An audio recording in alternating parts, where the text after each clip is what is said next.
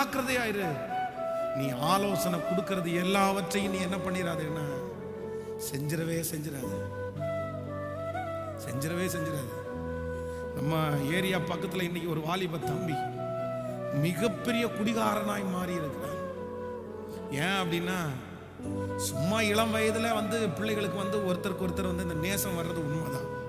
Friends எல்லாம் சேர்ந்து அவன்கிட்ட போய், டே நீ ஒன்று பண்ணு, இப்படியே இந்த பிள்ளைய விட்டு அப்படின்னா இந்த பிள்ளைய வேற யாருக்காவது கல்யாணம் பண்ணி கொடுத்துருவாங்க, நீ இம்மிடியட்டாக கல்யாணம் பண்ணணும், நீ உடனே கல்யாணம் பண்ணு, நாங்கள் உனக்கு ஹெல்ப் பண்ணுறோம் மாப்பிள்ள, நாங்கள் உனக்கு ஹெல்ப் பண்ணுறோம். எல்லாரும் சேர்ந்து ஒரு டேட்டை ஃபிக்ஸ் பண்ணி அவன் சம்பாரித்து வச்ச பணத்தையும் அவன்கிட்ட வாங்கி அவன்கிட்ட ஒரு லோன் எடுக்க சொல்லி லோனை போட்டு கல்யாணத்தை ஜாம் ஜாம் ஜாம் நடத்துகிறாங்க. அந்த புள்ள அவங்க அம்மா அப்பாவுக்கு தெரியாமல் வீட்டை விட்டு வந்துருச்சு. ரெஜிஸ்டர் ஆஃபீஸ் போய் ரெஜிஸ்டர் பண்ணிட்டாங்க. அந்த புள்ள தங்க செங்கிலி வளையலெல்லாம் போட்டு வருது.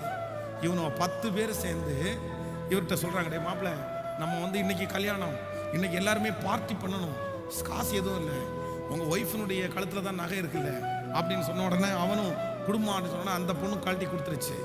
நகையெல்லாம் வாங்கிட்டு அன்னைக்கு நைட்டு நல்லா பார்ட்டி பண்ணாங்க. பார்ட்டி பண்ணி அந்த பையனை விட்டுட்டு அவங்க போயிட்டாங்க.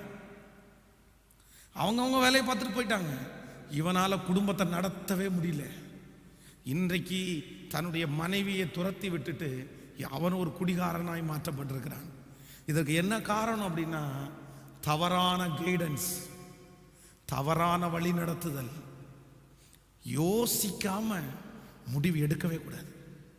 ஆமேன்னு சொல்லுங்கள். நீங்கள்